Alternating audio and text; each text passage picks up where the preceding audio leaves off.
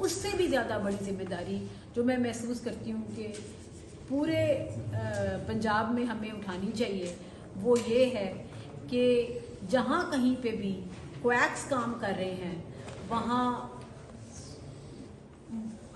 Parents की भी पहली डिमांड ये होती है कि इंजेक्शन लगा दें, और जो डॉक्टर साहब भी होते हैं वो सबसे पहला काम इंजेक्शन या ड्रिप लगाने का करते हैं। सिरिंज का इस्तेमाल इंतहाई अनसेफ होता है, छोटे बच्चों में तो बहुत ही ज़्यादा अनसेफ होता है। लिहाजा मेरी पेरेंट्स से दरख्वास्त ये है कि जब कभी भी आप अव्वल तो कोशिश करें कि कम से कम सिरिंज का इस्तेमाल करें, लेकिन अगर कहीं इस्तेमाल करना ज़रूरी हो तो अपने सामने खुलवाएं, अपने सामने खुलवाएं, कभी एक्सेप्ट ना करें कि आपके सामने खोली ना जाए। इज दैट राइट जी? Is it possible?